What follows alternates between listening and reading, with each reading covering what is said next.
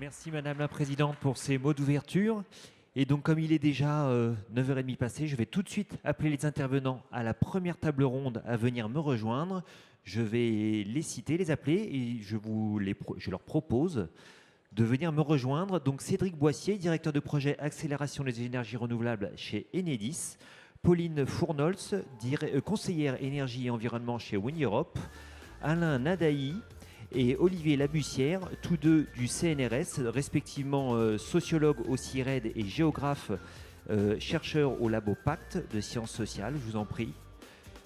Venez me rejoindre sur l'estrade. Jacques Pallas, maire de Saint-Georges-sur-Arnon, petite commune du centre Val-de-Loire, également membre du comité d'administration d'Amorce. Cédric Philibert, analyste.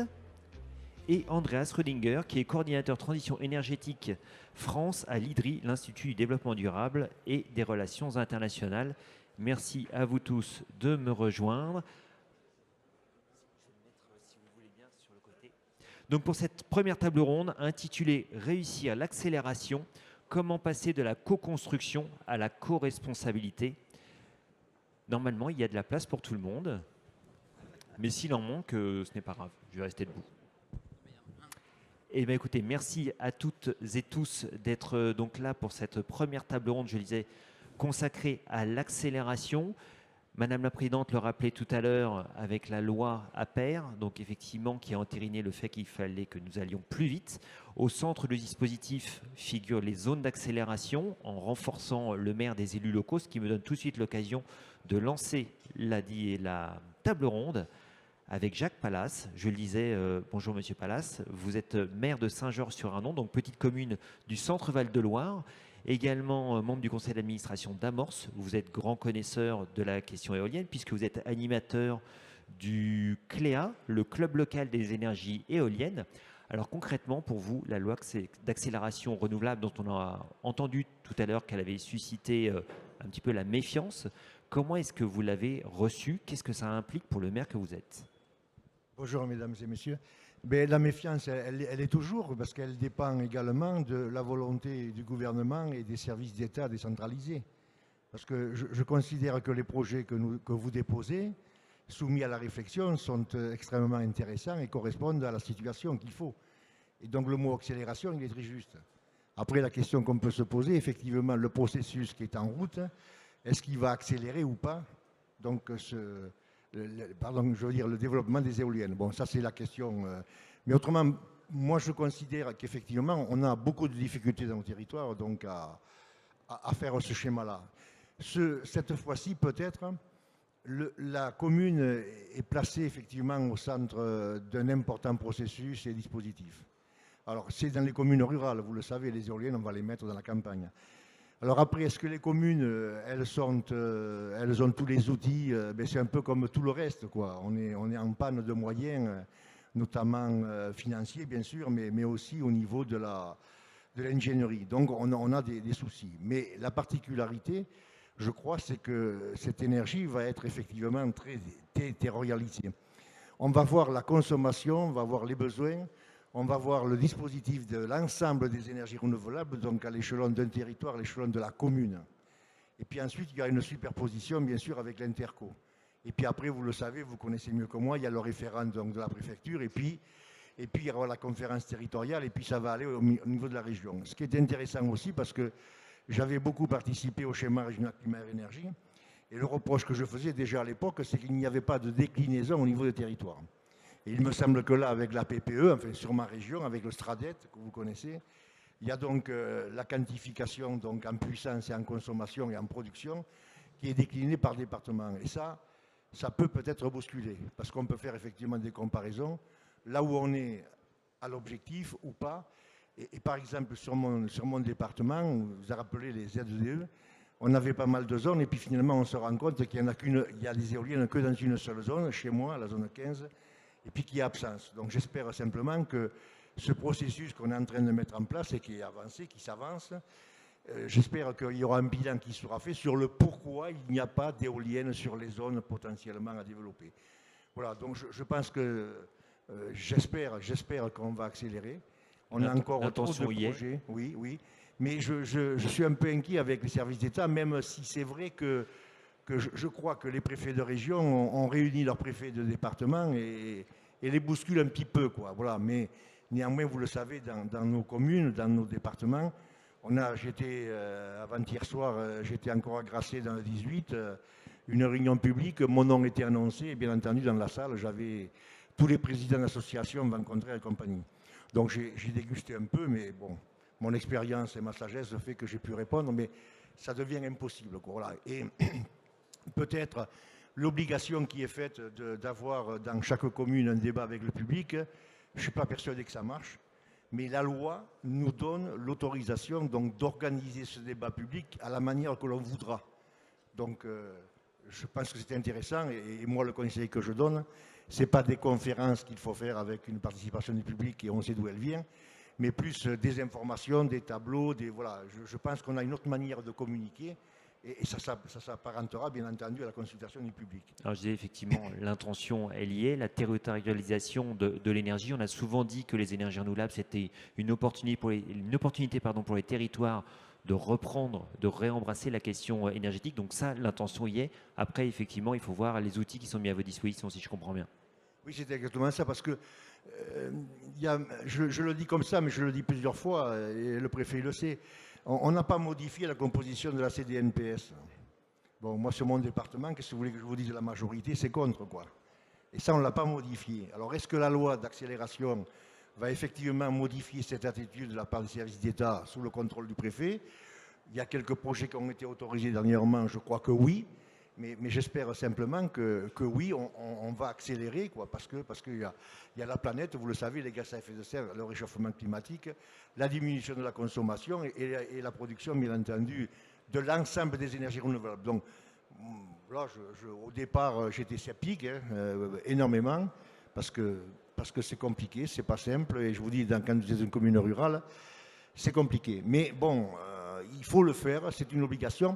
Et puis le côté intéressant aussi, ça me revient petit à petit, c'est qu'on va être obligé dans chaque commune de prendre une délibération et d'émettre un avis.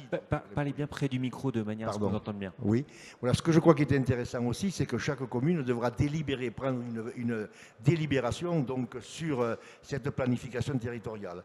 Donc je pense que ça va aider, ça va pousser. Après, peut-être le deuxième problème, moi je le vois dans mes tournées, quoi. Si on a un président de Comcom, d'intercommunalité, qui n'est pas très vaillant, qui n'est pas très pour, donc il y aura des complications. Voilà. Mais bon, je pense que les choses devront rentrer dans l'ordre. J'espère simplement que les objectifs qui sont fixés par le STRADET, qui seront examinés après par le comité régional de l'énergie, feront que dans chaque commune, effectivement, il y aura une accélération de planification. Voilà, je l'espère.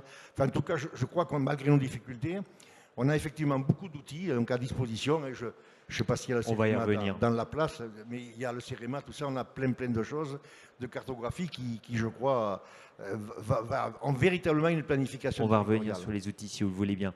Je voudrais qu'on passe la parole à Andreas Rödinger. Je le disais, vous êtes coordinateur de transition énergétique France à l'IDRI. Alors vous, quelle lecture faites-vous de ces fameuses zones d'accélération? Est-ce qu'elles ont des zones d'ombre? Bonjour à toutes et à tous. Alors des zones d'ombre, nous, l'analyse qu'on en avait fait à l'IDRI au moment des débats sur le projet de loi, c'est que bizarrement, même avant de parler des zones d'accélération, on est sur un projet de loi d'accélération qui, pour la première fois, à mon avis, quel que soit le secteur, énergie ou pas, veut accélérer sans mettre de l'argent supplémentaire sur la table et sans fixer des objectifs. Donc déjà, en termes de volonté politique, il y avait un petit souci quelque part.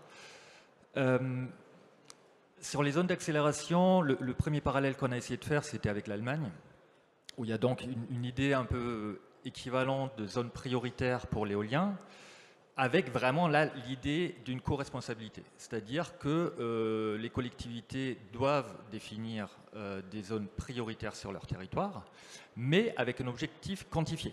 Il faut que chaque territoire définisse au moins 2% de sa surface, de son territoire, qui serait adapté à des projets éoliens. Donc c'est un des éléments qui manque dans l'approche française. En fait, on dit faites faites votre processus de gouvernance pour définir des zones, mais on ne dit pas forcément combien, on dit on va faire quelque chose d'itératif, ou si ça ne fonctionne pas, on reviendra pour que vous en fassiez davantage pour coller aux objectifs régionaux. Oui, on donne l'objectif, mais on ne fixe pas les règles du jeu finalement. On n'a pas fixé les règles du jeu pour les zones d'accélération. Moi, la question que je me pose, étant un peu en dehors du secteur, c'est qu'on ne nous a pas non plus dit en quoi est-ce que ça va accélérer, c'est-à-dire c'est quoi le traitement préférentiel qui est associé à ces zones. Est-ce que quelque part, ce qui est le cas en Allemagne par exemple, ça va exonérer de certaines procédures administratives? Est-ce qu'en France, ça va faire un traitement beaucoup plus rapide de la question de classement ICPE, du permis de construire, des autorisations administratives? C'est des questions qui, pour l'instant, n'ont pas du tout été réglées. Donc, point de vigilance, pour l'instant, on a avant tout créé une couche de planification additionnelle qui est un nouveau facteur d'incertitude pour les développeurs, mais où on ne sait pas exactement qu'est-ce que ça va donner aux collectivités.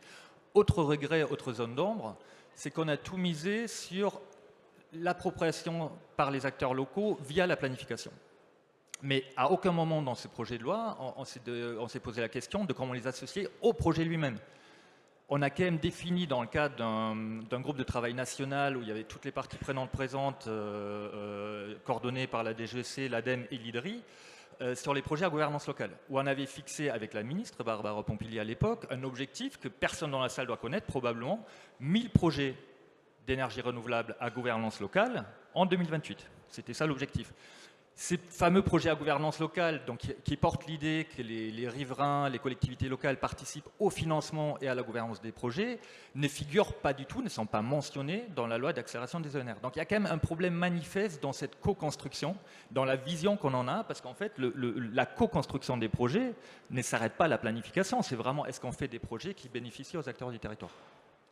Cédric Philibert, vous qui êtes également analyste, éminent sur le domaine de l'éolien, quelle lecture est-ce que vous faites de ce qu'on vient d'évoquer, donc les zones d'accélération et finalement les zones d'ombre qui y sont? Est-ce que vous voyez un péril sur l'atteinte des objectifs qu'on s'est fixés, qui ont été rappelés tout à l'heure par la présidente? Merci, bonjour à tous. Quand j'écoute mes prédécesseurs, je vois qu'il y a dans ces zones d'accélération des tout petits signes d'espoir. En fait, on va gagner quelques mois sur les procédures, mais quand on aura fait tout ce millefeuille de planification, et ça prend à peu près 5 ans, d'ailleurs la loi le dit, puisque ça doit démarrer en fait en 2028. Non, mon sentiment est que fondamentalement, ni le gouvernement, ni surtout le Parlement, dans l'ensemble de ses composantes, n'ont pris conscience de l'urgence de la situation. Voilà. On voit le changement climatique qui s'accélère, on en voit des manifestations constantes. On est pris à la gorge par les prix du gaz, par une guerre en Ukraine, et on a un parc nucléaire qui vieillit, on espère qu'il va remonter à 360 TWh par an.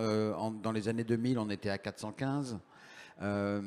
C'est inexorable, il vieillit, il doit passer des longs mois d'arrêt pour la 4e visite décennale et ensuite des longs mois pour des travaux de remise en état et d'amélioration de la sûreté. Je ne vois pas comment on va répondre à l'accélération qui se profile de la consommation d'électricité. RTE avait projeté une consommation de 645 TWh en 2050 et maintenant à quelques TWh près, s'il nous promet la même chose pour 2035, on n'a pour y arriver que l'éolien terrestre et le solaire. Alors, le gouvernement s'occupe à peu près de l'éolien maritime parce qu'il y voit un enjeu technologique et industriel, il a tout à fait raison sur ce point. La France a toujours été bonne en offshore et donc il y a des transferts de technologie à faire, il n'y a pas de doute. Mais il a un objectif sur le solaire. Alors je pense que l'objectif est enfin à peu près à la hauteur, 100 gigawatts ou plus. J'ai un doute sur sa matérialisation parce qu'il y a des freins partout et notamment sur les centrales au sol. Je crois que maintenant on a le droit de parler de solaire ici au colloque national éolien. Je crois qu'on a toujours eu droit. Je ne sais pas comment vous l'appellerez l'an prochain. On aurait pu garder l'acronyme FEE et puis ajouter électricité, ça aurait fait la FEE électricité. Mais enfin bref,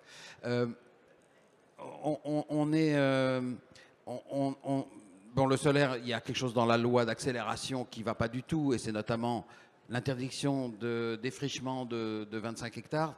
Le solaire est la seule activité économique qui est absolument interdite de demander une autorisation de défrichement. Vous pouvez faire n'importe quoi, un golf, un centre commercial, une méga bassine, vous pouvez faire ce que vous voulez en forêt. Enfin, vous pouvez demander l'autorisation, vous l'aurez ou vous ne l'aurez pas.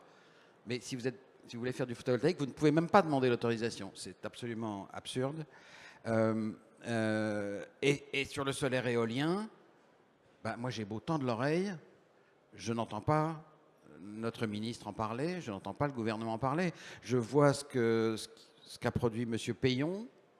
On poursuit sur la tendance actuelle, 1,5 gigawatts par an. Mais c'est grotesque, il faut faire deux fois ça.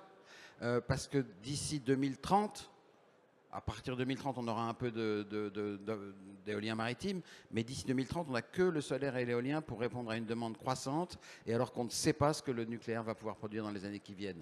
C'est une situation ubuesque, et je pense que ni le gouvernement, ni les parlementaires n'ont pris la mesure de cette situation, et je pense que la loi, j'espère qu'on va avoir une loi énergie, programmation de l'énergie, qui va revenir, y compris sur certaines aspérités évidente de la loi dite d'accélération des énergies renouvelables. On y reviendra effectivement sur la deuxième table ronde. Merci pour votre analyse, Cédric Philibert. Je voudrais qu'on voit avec vous, messieurs les sociologues, alors je vous dis messieurs parce que vous intervenez effectivement à deux, messieurs Nadailly et Labussière. On entend effectivement qu'il n'y a pas que l'éolien qui a du mal à passer quelque part. Le solaire a également effectivement ses propres problématiques finalement de conflit d'usage pour pouvoir rentrer dans les territoires. Qu'est-ce qui fait que c'est aussi difficile en France d'accélérer sur les énergies renouvelables? Vous qui avez travaillé donc, sur l'éolien offshore, donc, notamment sur la façade atlantique, quelles sont les raisons que vous avez identifiées qui font que ça a encore du mal à passer? Alors que finalement, tout le monde est d'accord, le réchauffement climatique est là, etc., etc. Eh bien, bonjour à toutes et à tous. Alors, c'est vrai qu'on va partager avec vous une parole de chercheur. On est au CNRS avec Alain. On travaille depuis plus de 15 ans maintenant sur les questions notamment d'éolien à terre, beaucoup. On avait travaillé sur le projet de Velette aussi, qui était une première tentative d'éolien en mer. Et pourquoi ces difficultés? Alors c'est vrai que quand en ce moment, on coordonne un observatoire sciences, milieux, société de l'éolien en mer, qui est financé par l'ADEME. C'est-à-dire qu'on est tout un groupe de chercheurs, une quarantaine de sciences humaines et sociales, qui s'intéressent à évaluer, à informer et à expérimenter pour mieux comprendre précisément les impacts socio-économiques de l'arrivée des éoliennes en mer. Ce qu'on peut déjà partager avec vous, c'est que c'est plus qu'une question d'énergie. Si je reste sur cet exemple-là précis, qui est débutant, l'arrivée de l'éolien en mer, c'est effectivement ce qu'on regarde, nous, en tant que chercheurs, comme un tournant anthropologique. C'est-à-dire on a tous, à titre individuel, collectif, des attaches avec le milieu marin. Et au-delà de la production d'un kilowattheure décarboné, ce qui est une nécessité, il y a effectivement des questions d'usage, de paysage, de tourisme, d'emploi qui sont au cœur de ces développements. Oui, pardon. Et donc, du coup, quelles observations vous en faites effectivement de ces questions d'usage, de ces questions de développement d'éolien en mer? Parce que l'observatoire est en cours, est-ce que vous avez déjà des premières leçons effectivement que vous pouvez dont vous pouvez nous faire part? Alors, des premières leçons, il y en a quelques-unes, mais pour dire par rapport à l'étonnement sur, disons, entre guillemets, la réfutation, c'était les termes qui... Oui. Il faut bien que vous parliez avec le micro. D'ailleurs, je vous le dis à tous, comme ça, au moins, tout le monde a été briefé. Vous posez bien le micro sur le menton et comme ça, tout le monde vous entendra bien. D'accord. Par rapport à l'étonnement sur les réactions par rapport à l'éolien, le contraire serait étonnant. C'est-à-dire si les choses se faisaient sans qu'il y ait aucune réaction, je crois qu'on pourrait s'inquiéter. Parce que comme vient de le dire Olivier, ce n'est pas qu'une question d'énergie. Quand on va en mer, et même on a pensé un moment qu'en s'éloignant en mer, on s'affranchirait d'enjeux sociétaux, on s'affranchirait d'enjeux de paysage. Avoir une éolienne qui est au loin, chacun a fait l'expérience de s'asseoir sur le littoral, de laisser sa pensée divaguer, de regarder l'horizon. Et c'est un usage éminemment intime de l'horizon. Il y a eu beaucoup d'écrits dessus. Corbin a écrit sur l'horizon, un anthropologue. Et c'est à la fois quelque chose qui est partagé par tous. Tout le monde a fait ça. Donc, aller poser une éolienne à l'horizon, c'est totalement différent de ce qu'on a pu entendre, qui est d'avoir une allumette dans le doigt et d'avoir une éolienne qui mesure l'allumette. La dimension de l'éolienne a peu de relation. Le fait est qu'on occupe l'horizon, qu'on occupe un espace qui était un espace de projection. Voilà. Donc, Mais est-ce que ce n'est pas une réalité aujourd'hui qui est nécessaire et que les gens réfutent finalement? Parce que la relocalisation de la question énergétique, elle est obligatoire. Pendant des années, on a consommé du fossile qui était extrait ailleurs et maintenant, on se rend compte que le fossile, ce n'est pas durable. Il faut qu'on produise de décarboné, qu'on produise chez nous. Donc quelque part, ça s'impose finalement à nous, mais le fait que ça s'impose ne suffit pas manifestement. mais on peut pas s'affranchir de toutes ces relations. Si on doit aller poser des éoliennes en mer, on ne peut pas s'étonner que ça pose des interrogations, ça suscite des tensions, que sur la façon d'aller poser ces éoliennes, on doit prendre des précautions. C'est un peu ça le... Alors quelles sont les précautions que vous préconisez justement? Mais alors, l'accélération décarbonisée, c'est nécessaire. Après, tout est une question de temporalité. On doit faire les apprentissages, non seulement sur les usages qu'il y a en mer, mais aussi sur ce qu'on appelle le milieu, c'est-à-dire toute la faune et la flore qui vit là, sur ces façons d'utiliser son milieu. Ne pas faire ces apprentissages et accélérer au prix de ces apprentissages qu'on doit faire serait extrêmement risqué vu l'ampleur des processus qui seront en cours. Quand je vous écoute, j'ai l'impression qu'en fait, on essaie d'accélérer, donc on appuie sur la pédale accélérateur et en même temps, il y en a d'autres qui appuient sur le frein, donc il y a les deux en même temps, ça a l'air d'être assez compliqué à gérer. C'est pas tellement qu'il y en ait d'autres qui appuient sur le frein, c'est qu'on sait, par exemple, en Méditerranée, mais on le voit sur le terrain. En Méditerranée, il y a eu un calendrier qui a été accéléré. Il y a des apprentissages qui étaient attendus, des tempos qui avaient été donnés de 3 ans autour des pilotes. Et on a vu une accélération du calendrier par rapport à ces intentions annoncées de prendre le temps d'apprendre. Donc il y a des interrogations sur le terrain qu'on sent très bien dans les enquêtes sur cette question du respect de la temporalité des apprentissages et des retours d'expérience qu'on va avoir des pilotes. Donc en somme, il y a un enjeu autour de ces temps d'apprentissage qui est un enjeu à la fois de démocratie, c'est-à-dire de mettre en débat ces effets de l'éolien et de bien s'accorder là-dessus, sur comment les mettre, et à la fois du point de vue du milieu et de la biodiversité. Et ça, on ne peut que se féliciter des débats qui vont venir, qui vont aborder ces questions des ENR et de la biodiversité à l'automne, de façon globale et d'ensemble. Vous parlez souvent d'apprentissage. Qu'est-ce qu'il faut comprendre derrière l'apprentissage? C'est de la communication, c'est de la sensibilisation, c'est de l'accompagnement, c'est du temps de débat, de compréhension? Alors, on partage quelque chose avec vous, qui est qu'effectivement, ça fait plusieurs années qu'on vient également à ce congrès. Et souvent, la filière éolienne a une demande qui est adressée à l'État, qui est d'engager, disons, une entreprise de communication pour faire entendre auprès du grand public que l'éolien est effectivement, comme on l'a entendu encore ce matin, une raison d'intérêt public majeur. En tant que chercheur, et c'est vrai que dans la démarche d'observation que l'on mène, on voit bien que communiquer ne suffit pas. C'est des choses qu'on a d'ailleurs déjà partagées avec des groupes de travail de la FE. Communiquer ne suffit pas au sens où il ne s'agit pas simplement de mettre à niveau le bagage informationnel d'un individu pour qu'il se rende à l'évidence de la bonne solution. Alors, c'est bien pour ça qu'on est aujourd'hui dans une démarche d'observatoire, c'est-à-dire que, effectivement, peut-être pour clarifier pour l'audience, il y a bel et bien, pour le cas de l'éolien en mer, un observatoire naturaliste qui vise à cartographier la mer et à interpréter, observer un certain nombre d'enjeux. Et puis, il y a cet observatoire de société, de sciences sociales, qui vise également à expérimenter des manières précisément de s'approprier les questions, des manières de débattre.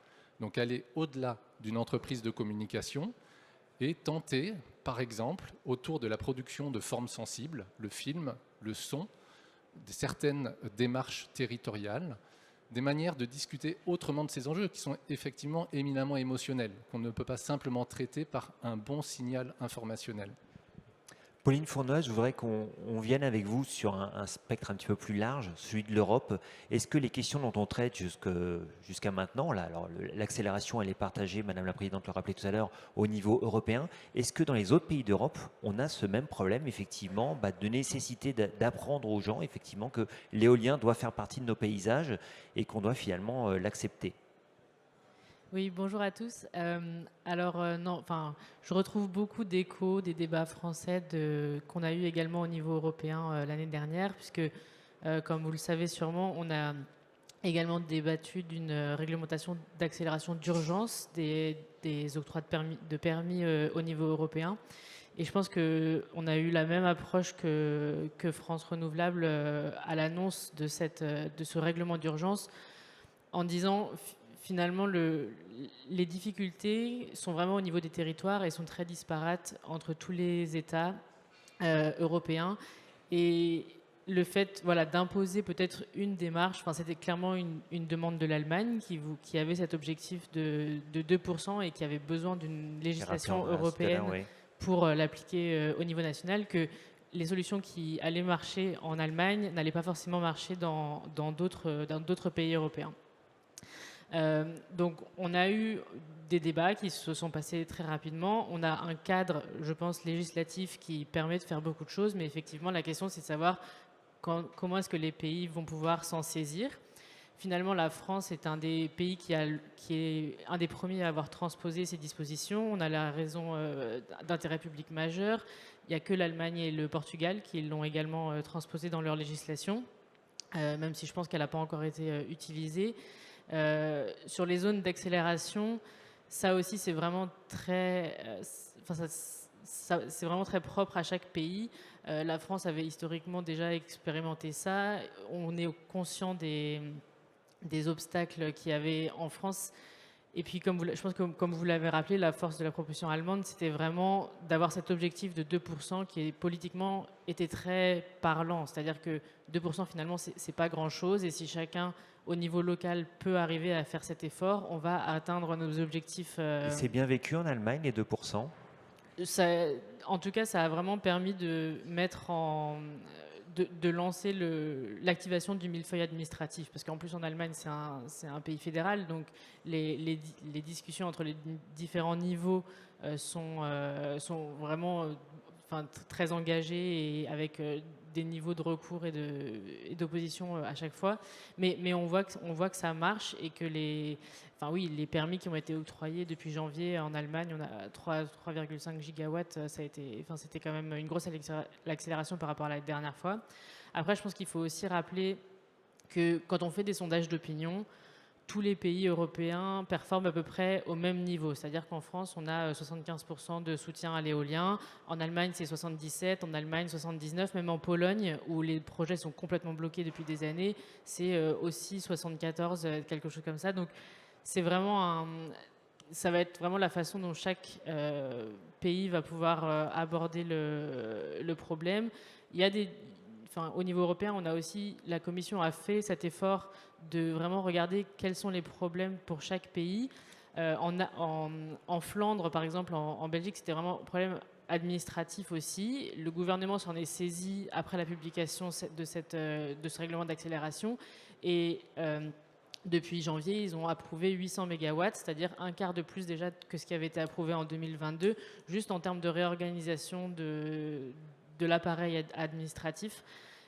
Donc je pense qu'il faut vraiment il y a des bonnes pratiques pour chaque problème, que ce soit au niveau du millefeuille administratif, au niveau des recours, au niveau de l'impact environnemental. Il y a des bonnes pratiques qui existent, mais il ne faut pas essayer de copier-coller une solution d'un autre pays à un autre, mais de regarder plus précisément quels sont les problèmes, et notamment au niveau local. Alors on va revenir effectivement sur les outils notamment qui permettent d'accélérer et d'accompagner les processus administratifs. Cédric Boissier, je voudrais qu'on voit avec vous la question des réseaux, puisque maintenant on a bien compris qu'effectivement développer les énergies renouvelables, ça ne pouvait pas se faire sans un réseau solide. Les accélérer, ça veut dire aussi accélérer le développement des réseaux. Alors chez Enedis, comment est-ce qu'on s'organise pour ça ? Alors oui, vous avez raison, ça accélère et chez Enedis, on le ressent déjà, on le ressent bien même, c'est-à-dire que ça accélère fort. Alors, ce qui fait qu'on est globalement assez optimiste. Donc, j'entends qu'il y a un certain nombre de difficultés. Mais vu d'Enedis et vu des réseaux, on pense qu'on va assez rapidement être sur la trajectoire qui est fixée par le cadre. Parce que quand on est une entreprise d'infrastructure, le premier point, c'est d'avoir le cadre. Et le cadre, il a été fixé d'abord par le discours de Belfort. Il a été poursuivi par la loi d'accélération des ENR. Et peut-être que demain, il y aura la loi de programmation énergie-climat, il y aura la nouvelle PPE. Et donc ça nous permet de nous projeter. Et ce cadre, il dit quoi?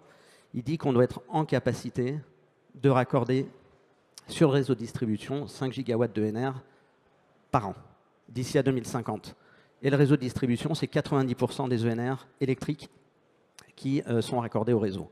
Et donc, si, côté Enedis, on voit arriver des projets, ce qui est le cas aujourd'hui, si les puissances raccordées sont sur la trajectoire, on peut penser qu'on est sur la trajectoire du cadre. Donc ça, c'est pour nous plutôt une très bonne nouvelle. Alors, par filière, parce qu'aujourd'hui, quand même, toutes les énergies renouvelables sont nécessaires pour atteindre l'ambition, mais c'est essentiellement l'éolien terrestre et le photovoltaïque qui poussent et qui tirent la croissance. Et ça donne quoi? Eh bien, sur l'éolien terrestre, on a en perspective pour 2023 de l'ordre de 1 à 1,2 gigawatts connectés au réseau de distribution. C'est une bonne tendance. Et alors évidemment, j'ai entendu M. Philibert, les 2 gigawatts et demi, mais il y a aussi l'éolien qui est raccordé sur RTE. Donc là, je parle vraiment de ce qui est sur le réseau de distribution. Il faut sans doute pousser les feux, mais on est quand même sur des trajectoires intéressantes. Alors, puisqu'on peut aussi parler du photovoltaïque, je voudrais vous donner quand même quelques chiffres, parce que sur le photovoltaïque, c'est une explosion des raccordements, et ce, sur l'ensemble des segments de clients.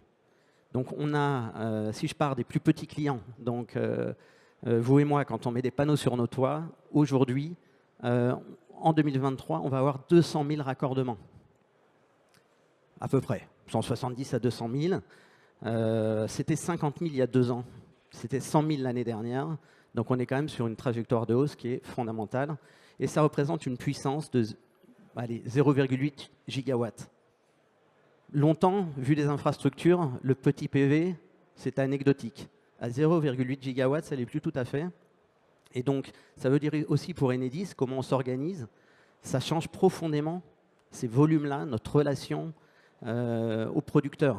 C'était déjà le cas, notamment aux grands producteurs, mais on a 37 millions de clients, 200 000 clients supplémentaires chaque année producteurs, ça veut dire qu'on a tous les 4 ans 1 million de clients producteurs. Et donc ce sont des masses considérables qui nous imposent de nous organiser en conséquence. Donc là, j'ai parlé des tout petits projets, donc le petit PV. Si je vais sur le segment intermédiaire, donc les producteurs, typiquement les agriculteurs, qui équipent leur hangar de panneaux photovoltaïques. Là aussi, on est sur des trajectoires très impressionnantes. On était à 6 000 raccordements l'année dernière. On devrait être à 10 000 cette année et on se projette sur 14, 16 000, voire 20 000 d'ici à 2025 chaque année. Donc ça pousse fort et en puissance, ça pourrait représenter 1,2, 1,4 gigawatts à terme. Donc là aussi, c'est très important. Et nous, au niveau organisationnel, puisqu'il y a souvent des travaux associés, c'est évidemment un chantier important. Après, il y a la HTA. Et donc la HTA, bon, c'est plus difficile à modéliser parce que les projets sont pluriannuels, mais on peut penser qu'on devrait là aussi être à 1 gigawatt et qu'on double le nombre de projets d'ici à 2025. Bon, j'ai donné beaucoup de chiffres, mais ils veulent dire quoi ces chiffres? Quand j'ajoute la progression de l'éolien terrestre, la progression du solaire sur les 3 segments clients, on approche, et je pense que cette année on devrait tutoyer, voire dépasser les 4 gigawatts, on approche de l'ambition de long terme, donc discours de Belfort, etc., de 5 gigawatts par an. Et donc, au plan opérationnel, aujourd'hui, on est en capacité d'être quasi sur la trajectoire du discours de Belfort. Et donc ça nous rend optimistes. Après, il y aura d'autres sujets, construction des infrastructures pour le long terme, etc. Mais en tout état de cause, ça a déjà accéléré et on le voit. Alors, dans le timing, je voudrais quand même citer, puisqu'on parle des zones d'accélération ENR, une action d'Enedis, qui à mon sens, c'est assez emblématique de ce qu'est Enedis. Enedis, c'est une entreprise nationale, avec une très forte implantation locale. Et les zones d'accélération des ENR, je trouve, nous donnent l'occasion de bien mettre ça en pratique. On a contribué avec le CEREMA, monsieur le maire, vous en parliez, et l'IGN, à la plateforme donc la version bêta qui est sortie et qui permet aux maires d'avoir des éléments d'aide à la décision, d'aide à la communication pour établir ces zones d'accélération. Il y a une future version qui va sortir, vous verrez qu'il y a encore d'autres éléments qui seront incorporés en provenance d'Enedis. Donc ça, c'est les contributions à la plateforme. Et puis après, au niveau local, on a conscience que c'est quand même pas très simple pour les maires d'appréhender tous ces sujets-là, de mettre en pratique et de décider de ces zones d'accélération. Or, nous, les maires, on les connaît bien. Ce sont les propriétaires de nos réseaux. Et donc, on les côtoie au quotidien. Et donc, on a formé plus de 500 de nos collaborateurs en région, partout, pour aller voir les maires, travailler avec eux, expliquer ce qu'on a compris, nous, de la zone, de la loi d'accélération des ENR, et leur porter les outils, alors évidemment qui concernent le réseau, mais les outils qui permettent derrière de construire ces zones. Jacques Pallas, quels sont les outils effectivement dont vous disposez? Vous aviez commencé à nous en parler tout à l'heure. Quels sont-ils? Quels sont ceux dont vous auriez besoin? Alors, j'ai bien entendu les participants, mais quand même quelque chose de choquant. Je confirme, 76% de la population est d'accord pour le développement de parcs éoliens. On n'a pas de souci à se faire, 76%. Moi, je suis dans la commune et j'ai eu un parc de 14 éoliennes. On en a raccordé 9 de plus. Il y en a 7 là, qui sont en étude, etc., etc. Il y a des mois de mesure. Les porteurs de projets ont fait des commissions d'enquête et les 76-80% d'acceptation sont confirmés. Alors, où c'est que ça ne va pas? Chez le politique. Et moi, je ne comprends pas. Ils n'ont pas compris le changement climatique, ils n'ont pas compris le gaz à effet de serre, ils n'ont pas compris l'urgence. Mais que font-ils? Qu'est-ce qu'ils font? Voilà, en tant qu'élu, je me questionne. On rame, on y va, le public est d'accord, et puis on a toujours quelque chose qui ne va pas, qui ne fonctionne pas. C'est quand même abominable, quand même, hein, je crois. Bon. Donc, je ne sais pas, un député. Alors, les outils, d'abord, il faut continuer avec Amorce, Cléo et puis la France Renouvelable. On a signé une charte. Il faut absolument continuer les bonnes pratiques, le couple indispensable, maire et porteur de projet avant tout, etc. Il faut que l'on continue. Y compris sur mon territoire, la commune voisine qui est du Cher, et pourtant... vous voyez qui je suis, ce que je fais, et tout, etc., la charte, etc. Et j'ai un souci avec un porteur de projet, quoi, qui n'a pas eu cette démarche-là. Donc simplement, je vais m'en débrouiller. Mais voilà, il ne faut pas créer d'embûches. Alors après, pardon, sur l'outil, donc on a cette charte, il faut l'adopter, il faut la signer, et il faut y adhérer parce que les Antilles regardent, et tout, etc., et la moindre faille, ils s'y mettent. Donc ça, c'est une charte de bonne pratique. Oui. Elle n'est pas nouvelle. Il faut absolument la garder, il faut la poursuivre et l'appliquer. La deuxième des choses, avec Amorce, effectivement, ça a été dit, on a tellement de choses à faire. On a des cartes, on a ce qu'on a là, mais c'est compliqué. Ça reste encore compliqué. Et avec Amorce, on a mis donc un outil Excel qui est en cours. On a été interviewé, nous, la commune de Saint-Georges. Donc on est en train de le peaufiner, de le faire, et on est en discussion donc avec le ministère pour que cet outil Amorce Excel par commune, par territoire, donc soit associé y compris avec l'existant, CEREMA, hygiène, etc. Donc on espère y arriver. La deuxième des choses... Cet outil servirait à quoi? Il servirait pour les communes, alors c'est très simple, hein, mais voilà, chaque commune a un numéro INSEE. On met le nom de la commune, le numéro d'INSEE et on a tout un tas de données de consommation, de besoins, de production d'énergie renouvelable, donc par commune. C'est quand même intéressant puisque l'objectif, c'est de réduire la consommation, on est bien d'accord, et que par commune, on a besoin de ça. Donc avec Amorce, avec cet outil, on est en train de le faire, il est sur le point d'être fini, c'est un travail immense, mais ça sera un outil supplémentaire donc au service des communes, parce qu'il faut le faire. Voilà. Ça, c'est le premier. Et le deuxième, avec Amorce et puis d'autres associations, on a fait un scénario, donc production énergétique territoriale. Voilà, on a fait ça, c'est en cours. Amorce va faire une conférence de presse, va le diffuser, mais avec des objectifs donc par commune et par département et par territoire. Voilà, ces deux outils, nous semble-t-il, qui devraient aider donc la structure commune et interco à effectivement bâtir ce plan d'accélération des énergies, cette planification. Mais on a jusqu'au 31 décembre 2025. Oui, donc il y a encore 23, un petit peu de temps. Mais là, vous voyez aussi, même s'il faut accélérer. En tant qu'élu, et vous voyez un peu ce que je peux dire et faire, mais je m'interroge, quoi. Rendez-vous compte, pour mettre ça en application, bon, on avait 6 mois, on n'a plus que 3 mois. C'est comme ça, etc. 31 décembre 2023, donc il faut qu'on rende le machin. Ça part donc à la région, on est bien d'accord. Donc allez, ça mouline, tout ça, etc. Et puis au 31 décembre 2025, donc ben, ça devrait être réalisé. On parle d'accélération, quoi. Moi, On n'y est pas tout à fait. il y a des choses que je ne comprends pas, quoi. C'est très, très, très long et c'est trop long, quoi. Il y a quelque chose qui ne va pas. Alors, je ne sais pas, les parlementaires vont venir. Moi, j'en ai 4 sur mon... Enfin, j'ai 2 députés, 2 sénateurs. Ils sont pas tellement pour l'accélération, je le dis comme je le pense. Voilà, mais il y a quelque chose qui ne colle pas, quoi. Voilà. Et ça, quand on demande le travail à un maire, à un conseiller municipal, quand on fait ce qu'on fait, quand, excusez-moi, les coûts qu'on ramasse avec d'autres, etc., puis quand on voit qu'en nos lieux, ben, ça n'est pas plus accéléré que cela, on se pose un tas de questions. Et n'oublions pas, 31 décembre 2025, 26, c'est les années municipales, c'est les élections municipales. Hein. Voilà, donc, vous voyez ce que je veux dire. Voilà, c'est tout.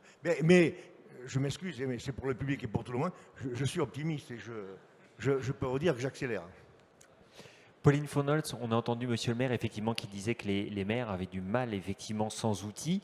Vous représentez donc la filière éolienne au niveau européen. Vous nous évoquiez tout à l'heure le fait que les questions administratives, elles n'étaient pas qu'en France. La lourdeur, quelque part, elle se retrouvait un petit peu partout.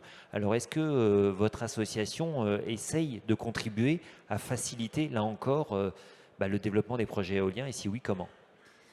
Oui, effectivement. Peut-être d'abord pour rebondir sur ce que vous disiez juste précédemment, je pense que je suis tout à fait d'accord avec vous sur la nécessité d'avoir quand même...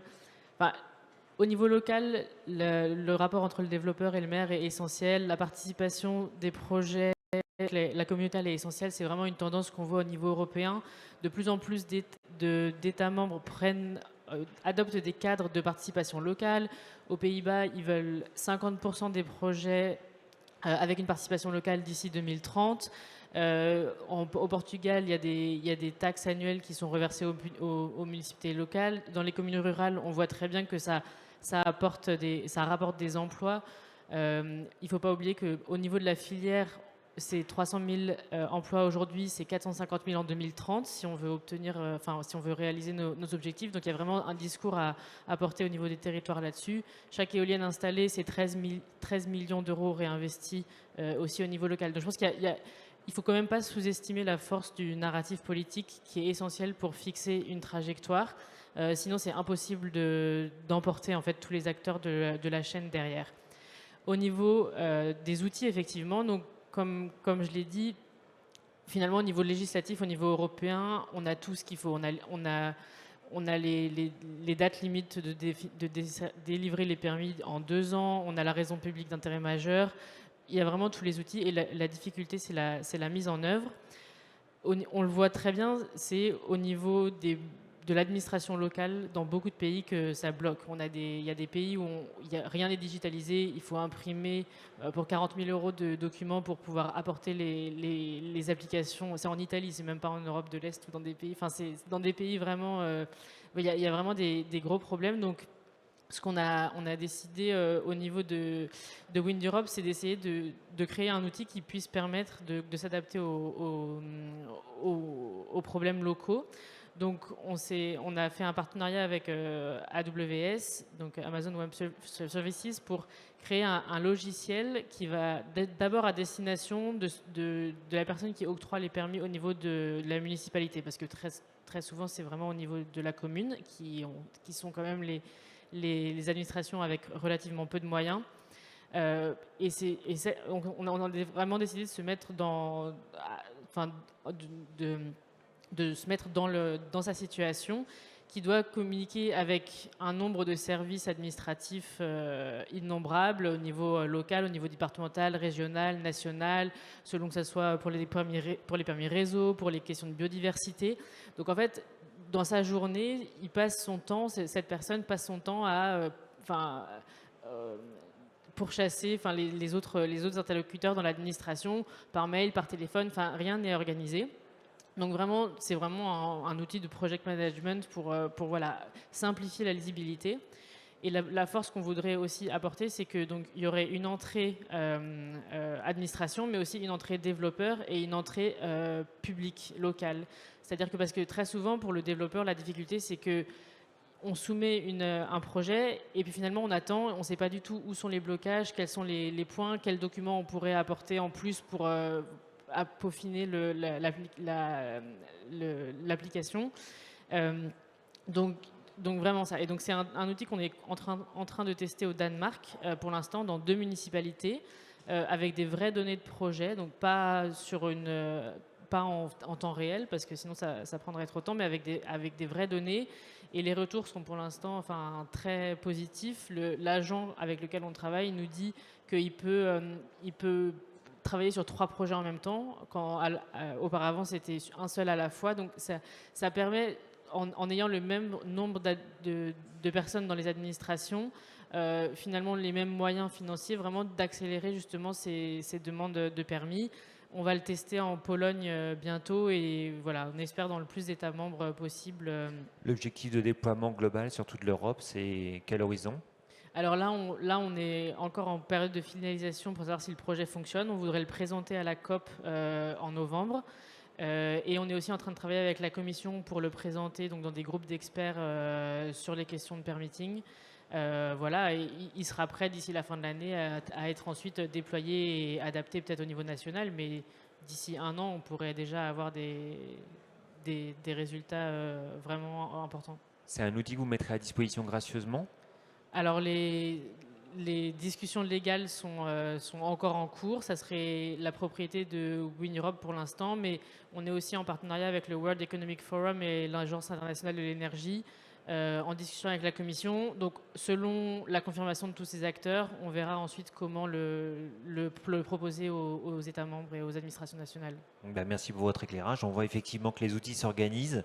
Chacun essaye d'apporter sa pierre. Je voudrais qu'on revienne avec vous sur les aspects sociologiques, messieurs Nadaï et Labussière. On a vu à quel point l'enjeu se situe au niveau local, alors soit d'un point de vue administratif, effectivement, avec un imbroglio administratif, soit des problèmes consultatifs. Est-ce que, selon vous, il y a des précautions à prendre, là encore, si on veut pouvoir accélérer, pour pouvoir faire adhérer finalement les personnes des territoires au développement de projets ENR?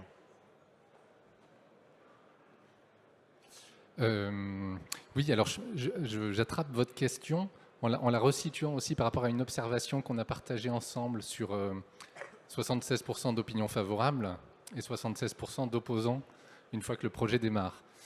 Et c'est vrai qu'on peut tout à fait savoir situer Rio sur une carte et ne jamais y être allé, et pouvoir se prononcer sur l'éolien en sondage sans pour autant avoir saisi l'ampleur, enfin tout simplement, de ce que c'est qu'un projet éolien et de tout ce que ça comporte. Cédric Philibert, à côté de vous, n'avait pas l'air tout à fait OK sur le fait qu'après que le projet ait commencé, il y ait 76% d'opposants.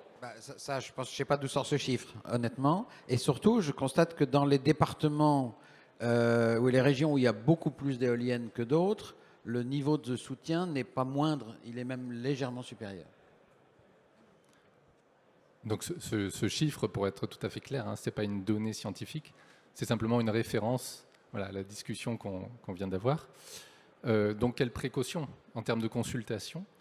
Ce qui est essentiel, c'est qu'effectivement, il y a un portage politique local et que ce portage permette réellement à la population, au-delà d'une consultation ponctuelle, de pouvoir se faire un avis de territoire sur le portage de l'éolien, le partage de la valeur, la manière de ressaisir des héritages aussi locaux sur certaines priorités.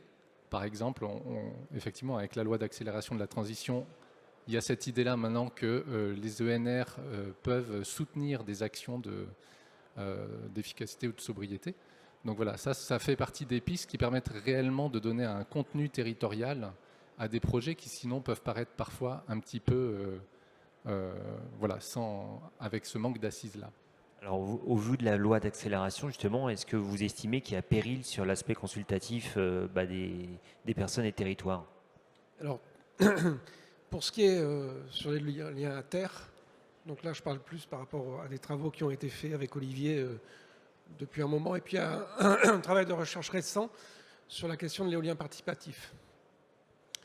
Quand on a commencé à travailler en 2005 sur l'éolien, dans le débat sur la loi POP, les amendements, ce qu'on voyait, c'était une défiance de toute la sphère politique par rapport aux autorités locales. Et il était hors de question de remettre la question de l'énergie entre les mains des instances de démocratie locale. La zone de développement éolien, c'était un contrat électrique. Le statut, c'était un contrat électrique. Et il fallait se mettre dedans pour bénéficier du tarif d'achat. C'est-à-dire que ça ne passait pas du tout par les conseils municipaux, par la démocratie locale. Ce que fait la loi d'accélération, c'est qu'elle propose de faire ce qui avait été fait en Allemagne à l'époque, et qui portait aussi des expériences comme en Frise du Nord, où on avait vraiment un éolien qui était totalement capitalisé par les habitants. Et c'était une relation à l'éolien totalement différente. Nous, on a une doctorante qui a fait son terrain là-bas. Elle est arrivée pour faire les entretiens.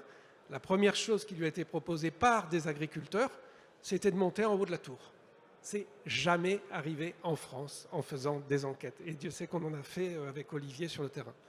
Donc, ce que fait la loi d'accélération, voilà, elle fait quelque chose qui était fait en Allemagne à l'époque, qui n'a pas pu être fait en France pendant des années, et enfin elle dit on va le passer par les instances de démocratie locale. C'est plutôt très positif. Ce qu'elle fait aussi, c'est cette question de proposer de reverser une partie de la valeur sur des questions de sobriété. Il ne faut pas se voiler la face. Il y a plein de discussions sur la transition en cours. Et il y en a qui disent que la transition n'est pas une transition, qu'on rajoute de l'énergie à l'énergie et que les énergies renouvelables ne viennent que s'additionner aux autres énergies et que nous ne faisons pas de transition énergétique. On ne peut pas ignorer ces discours. L'éolien, et moi, il y a 5-6 ans, il y avait des discussions dans des colloques éoliens sur le fait, cette valeur, est-ce qu'on peut la reverser pour faire des transitions au niveau local ? La loi d'accélération propose de faire ça, sans le préciser.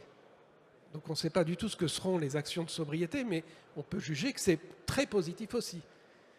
Donc 2 points qui sont très positifs. Après, il y a tout un tas de mesures ou de promesses dont on sent moins bien comment elles vont s'appliquer.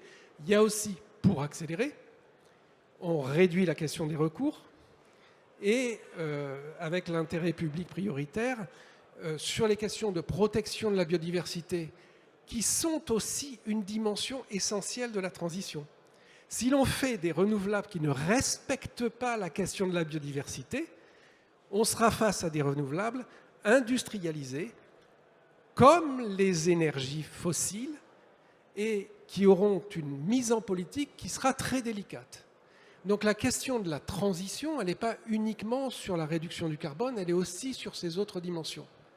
Voilà, donc c'est pour ça que j'insiste là, parce que ce n'est pas qu'une question de perception.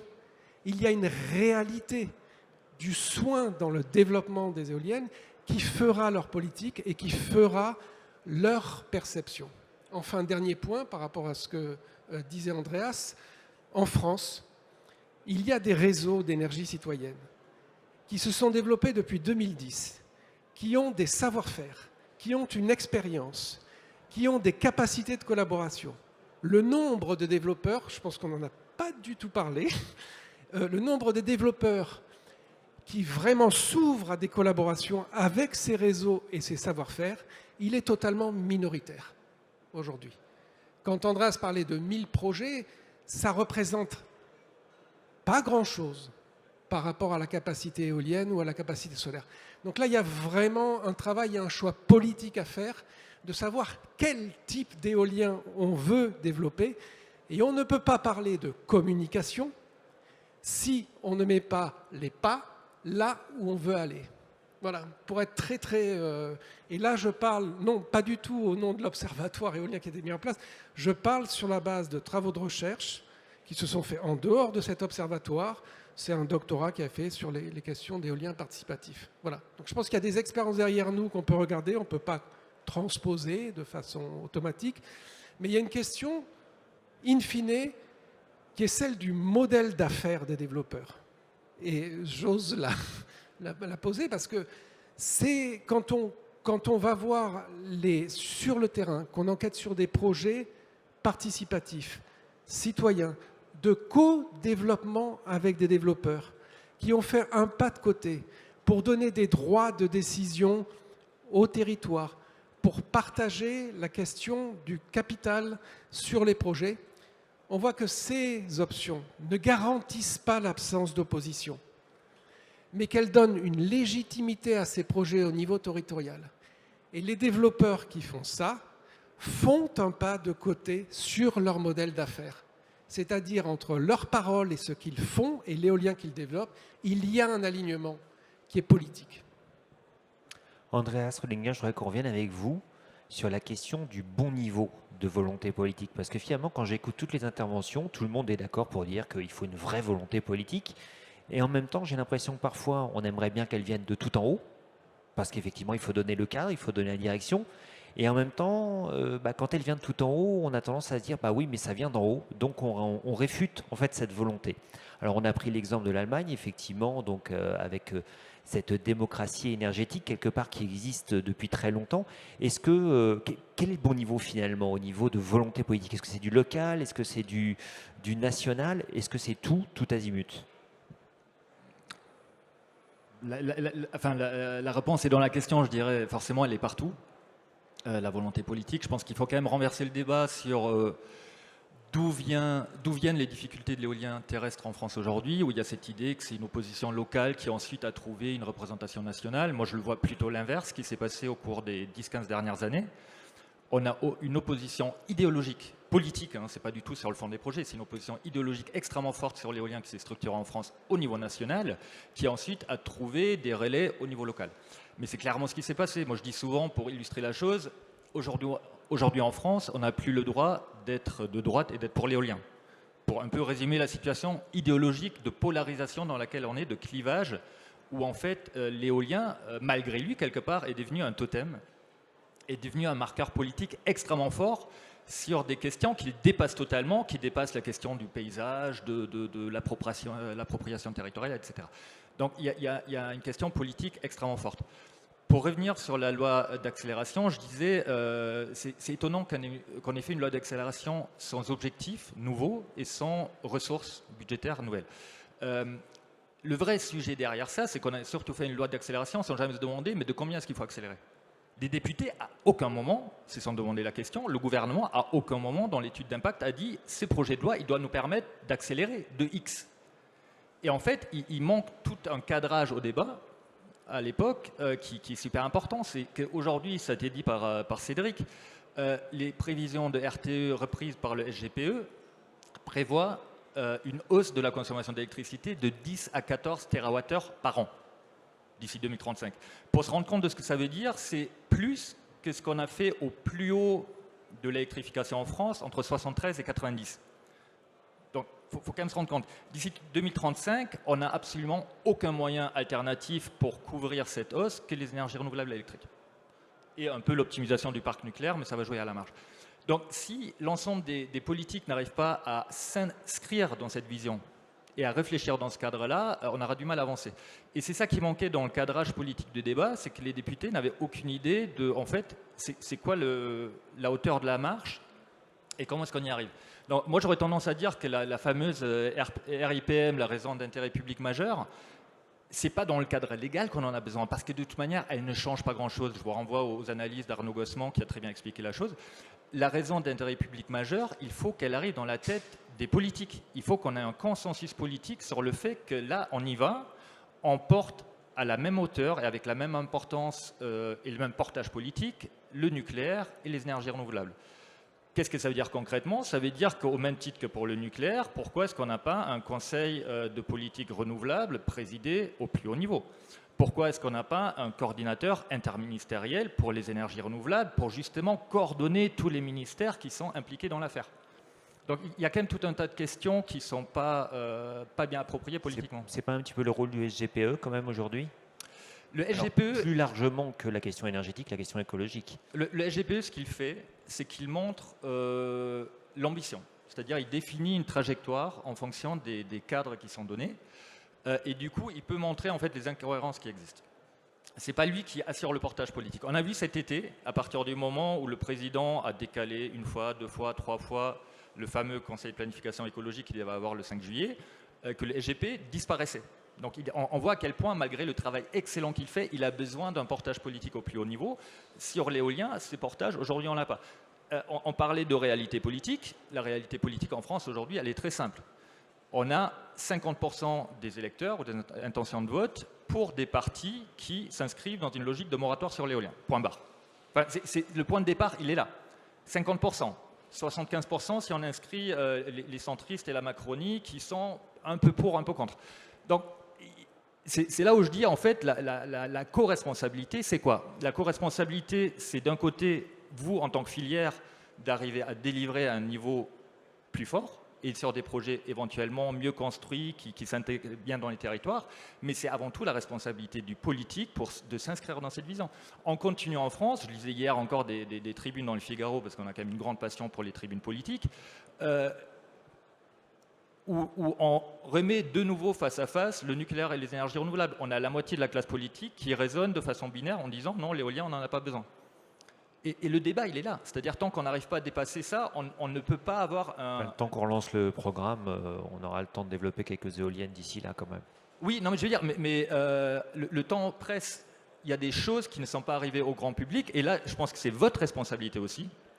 On a quand même un fait aujourd'hui qui est que la moitié du bouclier tarifaire, 14 milliards d'euros, c'est 28, ont été financés par les énergies renouvelables et notamment par l'éolien. Pourquoi cette information n'est pas arrivée à 100% des Français avec des spots télévisés de 20 secondes qui apparaissent plusieurs fois par jour?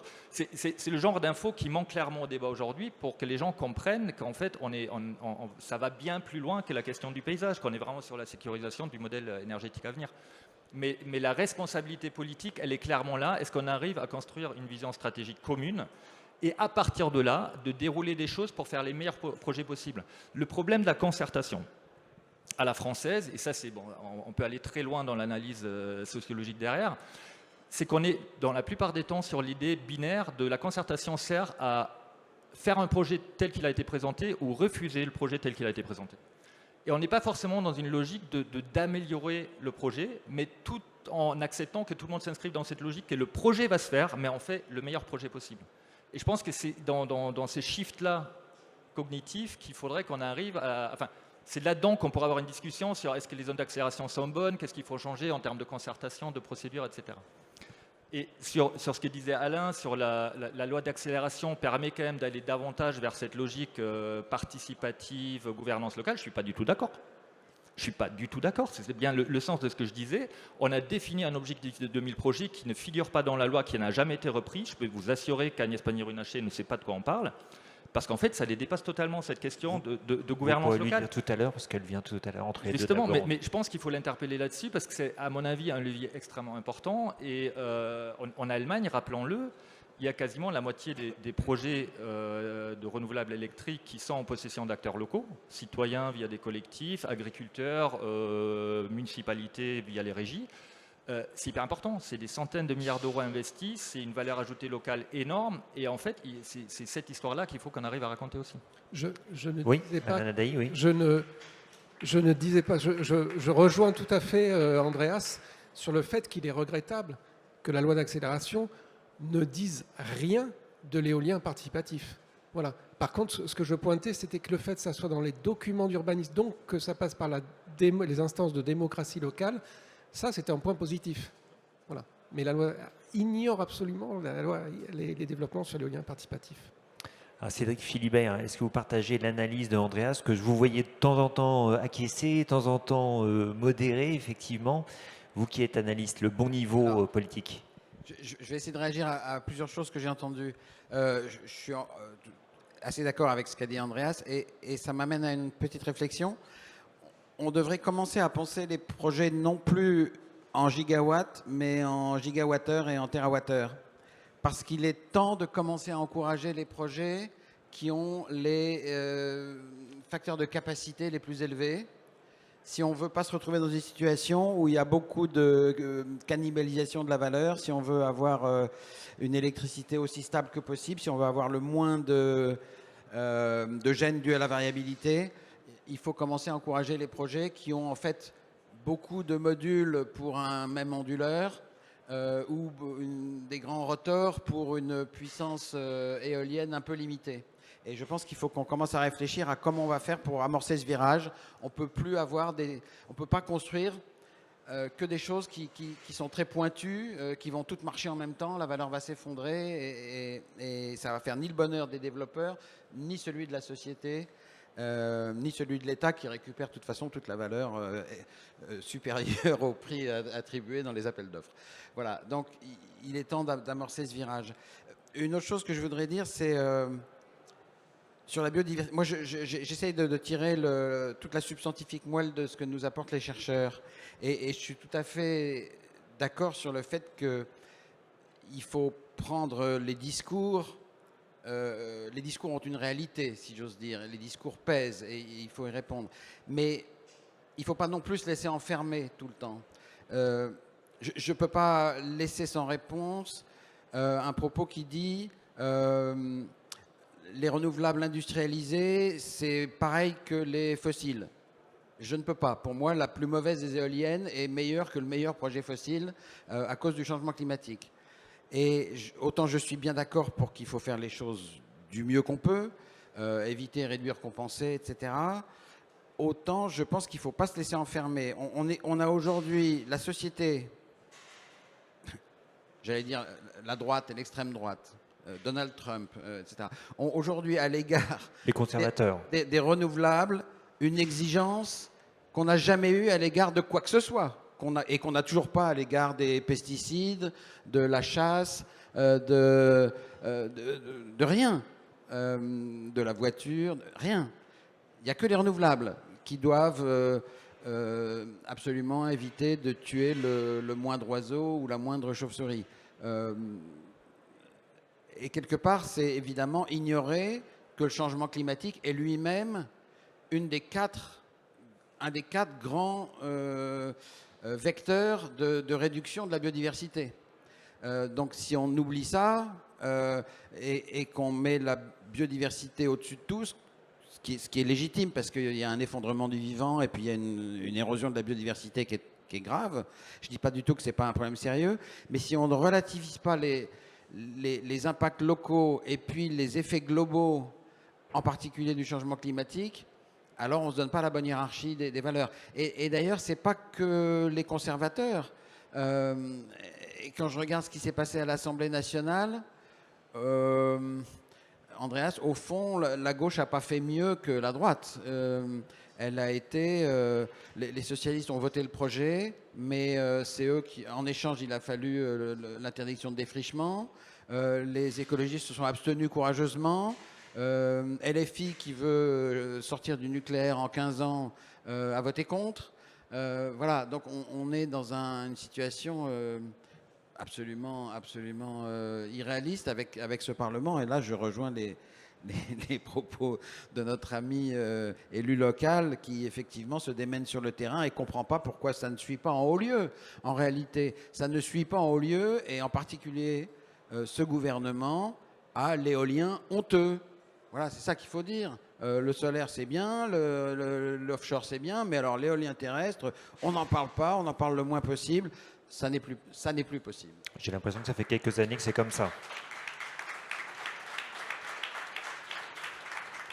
Par rapport à ce que vous disiez sur la principale lutte contre les fossiles, ça me renvoie d'ailleurs à la tribune qui vient d'être publiée, co-signée par Jean Jouzel dans Le Monde, qui traite désormais de non-prolifération des énergies fossiles. J'ai trouvé le parallèle intéressant effectivement avec les armes nucléaires. Je voudrais néanmoins qu'on revienne sur une question qu'on a peu traitée finalement dans cette table ronde, c'est les questions d'argent. C'est vrai qu'on a beaucoup parlé de politique, on n'a pas parlé de sous. Et je voudrais revenir avec vous, Cédric Boissière, sur cette question-là. À une époque, Enedis effectivement insistait sur le fait que les réseaux étaient essentiels, évidemment, et qu'on n'avait pas forcément mis tous les besoins nécessaires pour contribuer à son renouvellement, voire à son déploiement. Qu'est-ce qu'il en est aujourd'hui? Est-ce que c'est encore le cas? Alors vous avez raison, les réseaux sont essentiels à la transition écologique. En tendance, on dit qu'il faut, pour 1 euro investi dans les ENR, il faut 1 euro investi sur le réseau. Bon, c'est un peu du slogan, mais en tout cas, c'est l'ordre de grandeur. Alors oui, 1 million de clients supplémentaires tous les 4 ans, 5 gigawatts par an d'ici à 2050, ça veut dire qu'il faut des ressources. Alors c'est d'abord des ressources humaines. Je le dis quand même en passant, j'entendais parler des talents tout à l'heure par la présidente. Enedis va recruter cette année 2900 nouveaux collaborateurs, 1600 en CDI, 1300 en alternance. C'est inédit. On est à 4 ou 5 fois les volumes des années passées. Et ça nous permet et ça nous permettra de répondre aux enjeux opérationnels des prochaines années. Donc raccorder dans les prochaines années 5 gigawatts. Mais notre enjeu, ce n'est pas de raccorder 5 gigawatts pendant 3 ans, c'est de raccorder 5 gigawatts ou plus d'ici à 2050. Et là, on cause infrastructure, on cause investissement. On va investir d'ici à 2040, la présidente Marine Lignot l'a indiqué, de l'ordre de 96 milliards. 96 milliards, ça fait 5 milliards, 5 milliards et demi par an. En tendance, Enedis, c'était 3 milliards et demi à 4 milliards. L'écart entre les deux, il y a 2 inducteurs. Le premier, c'est l'accélération des ENR. Le deuxième, c'est la mobilité électrique avec le raccordement des bornes. Mais vraiment, le raccordement des ENR, c'est le premier et d'assez loin. Donc, on va investir, il faut investir énormément. Maintenant, notre travail d'entreprise, d'infrastructure et de service public, c'est d'optimiser l'euro investi et l'euro de la collectivité. Et donc, avant d'investir, au-delà des aspects opérationnels que j'évoquais à l'instant, il y a la question des alternatives à l'investissement. On a tendance à appeler ça les flex. On résume souvent ça. Les flex, c'est l'écrêtement de la pointe, par exemple. Ça peut être sur la conso ou sur la prod. Les alternatives à l'investissement, elles permettent 2 choses, de gagner de l'argent et de gagner du temps. De gagner de l'argent parce qu'on va optimiser et utiliser nos infrastructures existantes au maximum de leur capacité. Donc là, je citerai 2 exemples tout à l'heure, et elles vont permettre de gagner du temps qui va nous permettre de construire les infrastructures. Les infrastructures qui ne sont pas toutes là. Certaines ne sont pas arrivées alors qu'elles devraient être là, et il y en aura beaucoup à faire arriver rapidement pour répondre au raccordement des producteurs. Et donc les alternatives à l'investissement, j'en citerai 2, mais parce que c'est quand même emblématique du boulot qui est fait pour justement permettre de raccorder les ENR à un moment où toutes les infrastructures ne sont pas là, que ce soit les infrastructures de transport, donc côté RTE ou côté Enedis. On a par exemple réfléchi au foisonnement entre l'éolien et les PV. Historiquement, l'éolien c'est le nord, le PV c'est le sud, je caricature, hein, vous connaissez ça bien mieux que moi, et donc il y avait peu de foisonnement possible entre ENR. Et donc on dimensionnait nos ouvrages sur 100% de la puissance. Aujourd'hui, on voit se développer dans des régions où il y avait peu de solaire, hein, Bretagne, Pays de la Loire, etc. On voit se développer du solaire très fort. Donc sur des zones qui étaient plutôt éoliennes, et on voit sur des zones qui étaient plutôt PV, donc le sud, se développer l'éolien. L'Aro, enfin Languedoc-Roussillon par exemple, est dans ce cas-là. Et donc on a réfléchi à comment on peut revoir nos modèles d'études et de dimensionnement des réseaux pour prendre en compte ce foisonnement. Et aujourd'hui, quand vous arrivez dans une zone qui n'est pas celle originaire de votre énergie, vous arrivez en PV sur une zone éolienne, on prendra que 80% de votre puissance pour dimensionner les ouvrages et voir s'il est possible de vous raccorder. Donc ça, c'est un exemple. Il y en a un deuxième. C'est un projet qu'on appelle Reflex, qui est en expérimentation dans 2 zones, une éolienne et une PV, donc les Landes et la Picardie pour l'éolien, où on va faire du surbooking de nos ouvrages, les postes sources, qui sont clés dans le raccordement des ENR, en se disant finalement, en écrêtant un tout petit peu, peut-être qu'on peut aller au-delà des puissances cumulées et donc pousser les feux sur un poste source donné en termes de raccordement. Ça permet de gagner pour un poste source donné 10-15% de capacité, et c'est quand même considérable. Donc c'est en expérimentation. On espère qu'on pourra l'étendre, voire le généraliser aux échéances 2025-2026. Donc ça, c'est des alternatives à l'investissement. Je vais sur l'investissement. On a donc va investir un peu plus de 10 milliards d'ici à 2040 pour le raccordement des ENR. C'est construire des postes sources, 80 d'ici à 2030. Là aussi, c'est inédit. Accélérer leur construction via des postes sources express qui permettent de réduire le temps de construction. Travailler avec RTE. Parce qu'évidemment, si on met des postes sources et qu'il n'y a pas les réseaux de transport, ça ne sert pas à grand-chose. Donc on le fait, on travaille avec eux pour faire ça. Et dernier point, mais qui est fondamental, pour bien planifier, vous parliez de planification et d'anticipation, monsieur le maire, tout à l'heure, pour bien planifier, bien anticiper, il faut qu'on se parle, qu'on partage. On le fait au niveau national avec France Renouvelable. Il y a des échanges pour connaître où vont avoir lieu les projets, quelles sont les tendances. On a fait récemment un colloque, un séminaire entre France Renouvelable, les délégués régionaux de France Renouvelable et nos directeurs régionaux pour parler où sont les projets, quelles sont les tendances, quelles sont vos difficultés, etc. Et donc ça se parle au niveau national et au niveau local, et c'est fondamental pour se coordonner, pour bien anticiper et pour évidemment développer les infrastructures au bon endroit. Merci à vous pour cet éclairage. Avant qu'on passe le micro dans la salle pour prendre quelques questions, et je suis sûr qu'il y en aura, je voudrais qu'on revienne avec vous, messieurs les sociologues, sur la question d'argent, parce qu'effectivement, on a parlé d'argent en termes d'investissement. On a à peine touché la question des revenus des personnes du territoire, des riverains effectivement des projets ENR avec le versement de l'IFER.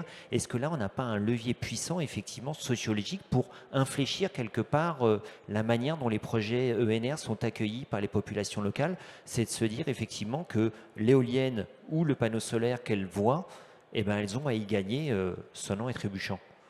Vous disiez effectivement que dans la loi d'accélération, il n'y avait rien sur le participatif. Oui. Écoutez, il y a des dispositifs en place, il y a des plateformes aujourd'hui du crowdlending, c'est du prêt, c'est pas de la prise d'action, donc il n'y a pas de... Comment dire, c'est comme du carnet de caisse d'épargne renouvelable.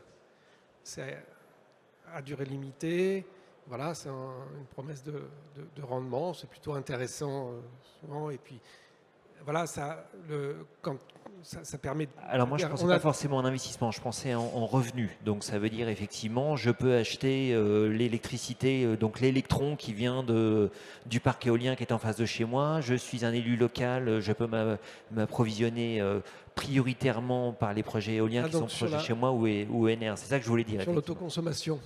Sur la consommation locale, sur les tarifs privilégiés. Oui, alors j'en parlerai pas trop parce que j'ai pas travaillé dessus.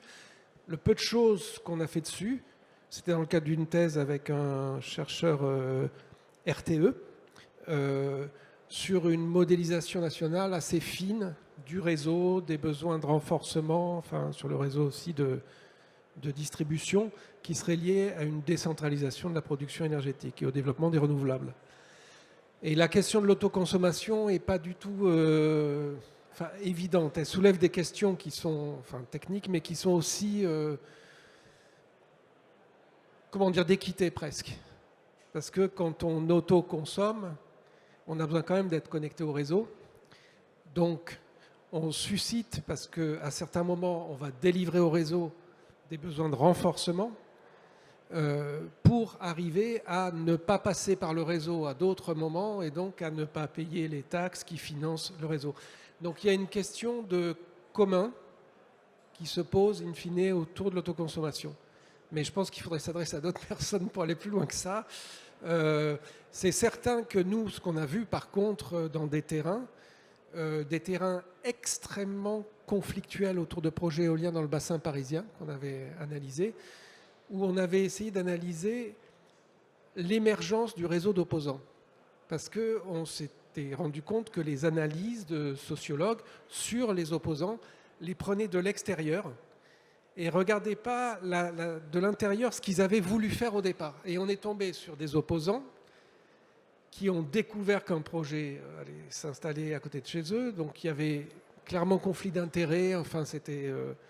avec la question du maire qui était en partie sur ces terrains, mais qui ne se définissaient pas du tout comme opposants au projet et qui ont demandé des mises en débat, qui ne les ont pas obtenues, et la chose s'est politisée au niveau local, est montée aux élections municipales, a divisé les familles et a finalement ruiné la vie de... C'était les quelques projets éoliens qui avaient ruiné des vies de village, il y en avait dans le Lyonnais et il y avait ce projet-là. Et en fait, on se rendait compte dans les entretiens où ce qui nous était dit, mais c'était si au moins on avait une relation à l'électricité. C'était vraiment ce projet arrivé à côté de chez nous et rien ne nous concernait, sauf le fait qu'il était là à côté de chez nous et que potentiellement le coût de notre immeuble, de notre maison allait... voilà. Et donc cette question de la relation à l'électricité, effectivement, est une dimension extrêmement importante. Et d'ailleurs, on sait que les représentations sont très faussées, quoi. C'est-à-dire, il y a plein de gens qui pensent qu'on consomme l'électricité de l'éolienne qui produit à côté. Enfin, il y a une méconnaissance, du réseau et des coûts de réseau chez le grand public. Mais dans le cadre du travail qu'on avait fait, on avait fait des entretiens avec des acteurs du secteur électrique.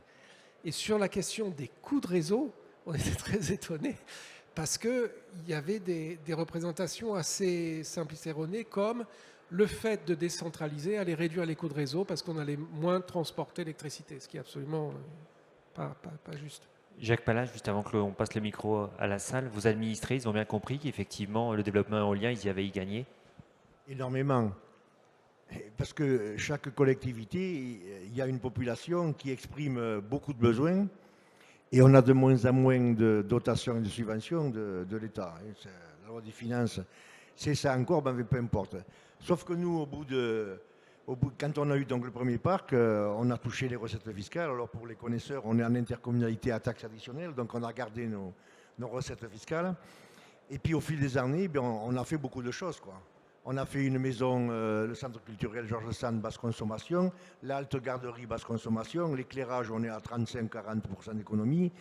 On a fait beaucoup de choses, on a payé des audits énergétiques chez le public, et tout, etc. Donc je veux dire par là que les gens, ils ont compris au bout de 5 ou 6 ans qu'effectivement, donc, le projet de parc éolien donc, donnait des possibilités financières aux maires et au conseil municipal pour faire.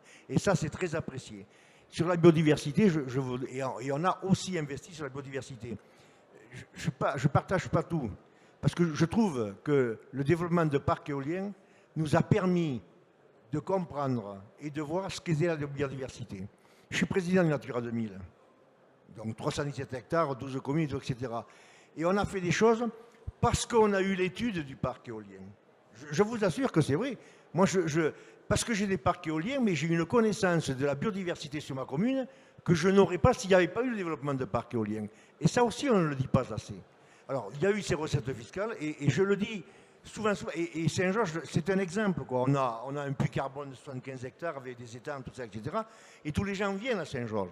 Je vous le dis, ils veulent tous venir à Saint-Georges. Parce qu'on a su, effectivement, donc, populariser, développer cette idée qu'on avait, comment je veux dire, un projet industriel pour dire ce que disent les autres, les opposants, mais qu'il y avait donc une retombée économique très importante. On a réussi sur la commune de Saint-Georges à avoir le centre de maintenance de parcs éoliens avec 24 emplois, plus la sous-traitance. Il y a 140 machines qui sont entretenues, etc. etc. Oui, tout ça, on l'a valorisé, c'est mis en valeur. Et je crois que ça aussi, il faut absolument le faire.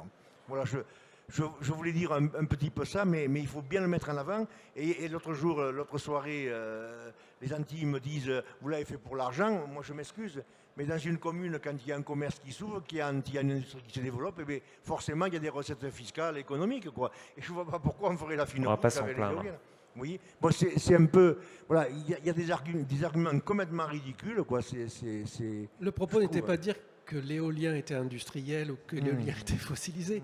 Le propos était de dire qu'il y a des éoliens. On ne peut pas dire il y a l'éolien, il y a des éoliens en fonction de la façon dont il est développé. Et de ce que vous décrivez, c'est un éolien qui est développé avec une attention à toute une série de dimensions qu'il articule au territoire et à la biodiversité.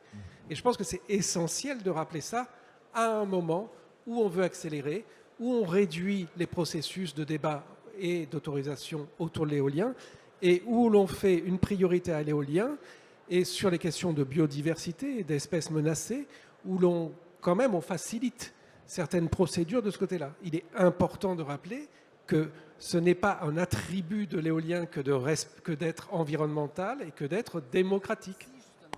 Eh ben, nous sommes tout à fait... Par la production d'énergie renouvelable. C'est un attribut de l'éolien. C'est là où nous divergeons. C'est un attribut de l'éolien de produire à partir d'énergie renouvelable, mais sur les autres dimensions éminemment politiques auxquelles il se noue quand on développe un projet, il n'a pas d'autre attribut que l'attention qu'on va mettre à le développer d'une certaine manière. Mais il faut et ça, on le voit dans les... jeter le bébé avec l'eau du bain. Faut pas oublier le principal. Non, mais on ne jette pas du tout. C'est simplement qu'à ne pas tenir compte de ces dimensions. Il faut en tenir compte. Voilà. Il faut en tenir compte. Hein? Mais je ne vous dis pas qu'on intervient, je vous dis qu'elles sont sur la table et qu'à un moment où on accélère le processus, il faut avoir une vigilance sur ces dimensions pour l'éolien. Moi, il y avait autre chose que je voulais ajouter, pardon. Et après, on va passer le micro à la Oui, salle. pas de problème. C'est par rapport à la loi d'accélération. Voilà, quand vous êtes maire, vous avez plein de schémas sur le territoire. Le PLU, le schéma d'assainissement, tout ça, etc. Et celui qui connaît bien sa commune, c'est effectivement bien le maire. Et il me semble que la loi d'accélération, avec la planification énergétique, ça va lui donner une nouvelle dimension. Ça, j'en suis persuadé. On n'en est qu'au début. Mais je prends un exemple sur les projets. Et il y a des porteurs de projets avec qui on a discuté. Mais on leur a fait modifier 4 ou 5 fois le projet. Moi, j'ai un projet de 14 éoliennes. La présidente, elle est là. On lui a fait supprimer donc une éolienne parce qu'elle était trop près du site Natura 2000. On lui a fait éloigner une éolienne parce qu'elle était opposée aux habitations. On lui a fait partager le parc parce qu'il y avait des eaux migrateurs. Je pense qu'il y a oui, ils ne viennent pas en terrain conquis, quoi. Je ne le crois pas. Et ça, si vous voulez, on l'a popularisé et les gens, ils ont bien compris ça, nos administrés, qu'effectivement, le conseil et le maire, ils avaient participé donc à ce projet, qu'il était conforme à leur intérêt et que ça procurait. Voilà, attention, non, mais l'importance du maire avec la loi d'accélération, je pense que c'est une dimension nouvelle pour le maire et qui sera très importante. Merci, monsieur le maire. Alors, je vais vous proposer de remercier Cédric Boissier qui doit nous quitter puisqu'il a un impératif à 11 h. Et je vous propose que, comme je vous l'ai proposé, nous fassions passer un micro dans la salle pour prendre vos questions. Alors, je vous ne cache pas que je ne vois quasiment rien avec les spots, donc levez bien les bras et n'oubliez pas de vous présenter. Oui, bonjour Antoine Guilleux, et moi je vais donner ma petite vision de juriste et d'avocat. La première chose, et je vais faire très court, cette loi d'accélération est une loi de décélération.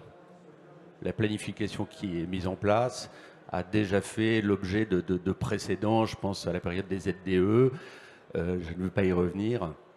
Le résultat, on le mesurera dans 2 ou 3 ans, mais c'est un frein objectif au développement.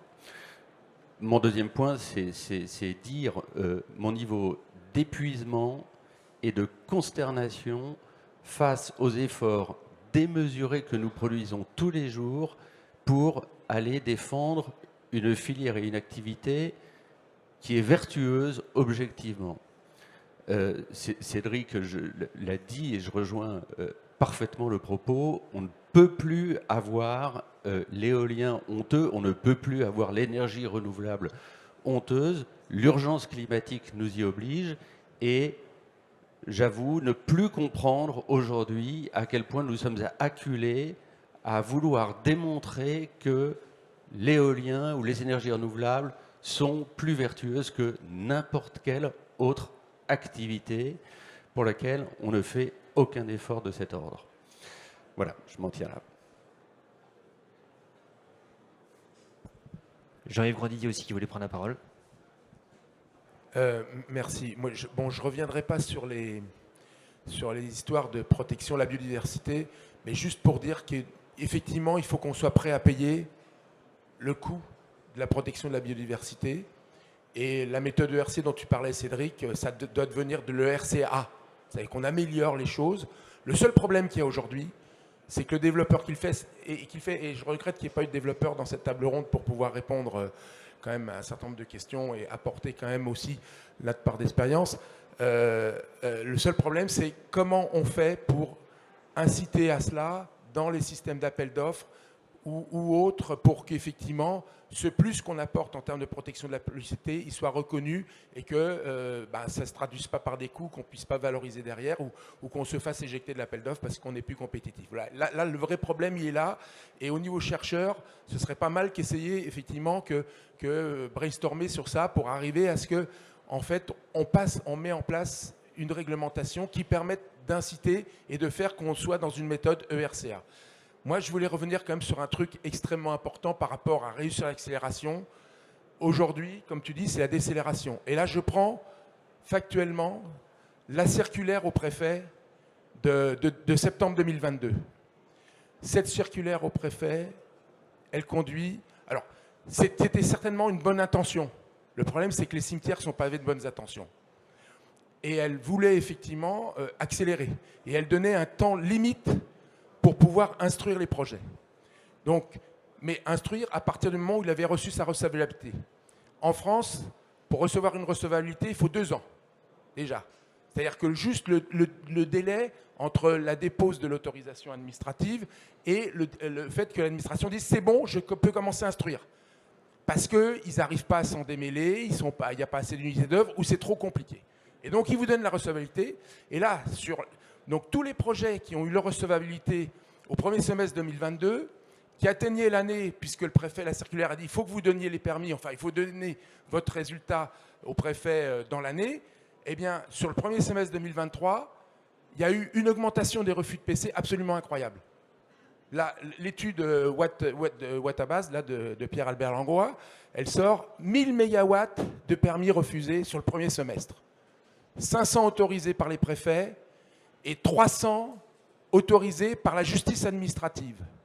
Mais la justice administrative, quand elle autorise les trucs, d'abord, c'est pas normal qu'il y ait autant de permis qui soient donnés par la justice administrative par rapport à ce qui est donné par les préfets. C'est pas normal.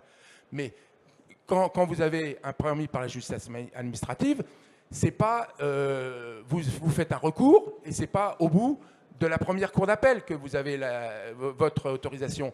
Et donc c'est 4 ans parce que la cour d'appel, elle donne pas l'injonction au préfet de donner le permis. Elle dit vous reprenez votre instruction, il redonne un refus pour un mauvais motif, un plus mauvais motif, et c'est seulement au deuxième coup qu'il dit, la justice administrative dit, donc ça, on a perdu 4 ans. 2 ans de recevabilité, 1 an d'instruction, ça fait 7 ans, et après vous avez les recours. Vous savez que l'instruction se fait en 11 ans. Donc on décélère. Là, des projets qu'on a eu le refus et qu'on va attaquer et qu'on va gagner, au lieu de mettre 6 mois pour avoir la délivrance du permis, ça va mettre 2 ans et demi ou 4 ans et demi, parce qu'il va falloir passer 2 fois devant les juridictions administratives. Donc là, le problème, en fait, ce serait vraiment, au niveau, pour accélérer, c'est au niveau de l'administration, qu'il y ait des obligations de moyens et pas des obligations de résultats. Ça commence à se faire avec la loi ZAN, la note-artificialisation au niveau du PV. On demande aux développeurs des obligations de moyens et pas des obligations de résultats. Le développeur va savoir qu'est-ce qu'il faut qu'il mette en place comme moyen pour réussir. Et l'administration va pouvoir instruire beaucoup plus rapidement sans se poser d'un tas de questions. C'est ça qu'il faut mettre en place. Obligation de moyens plus obligation de résultats, pour qu'on puisse arriver à accélérer à effectif constant. Merci. Et désolé, David, d'avoir été un peu long. Merci Jean-Yves.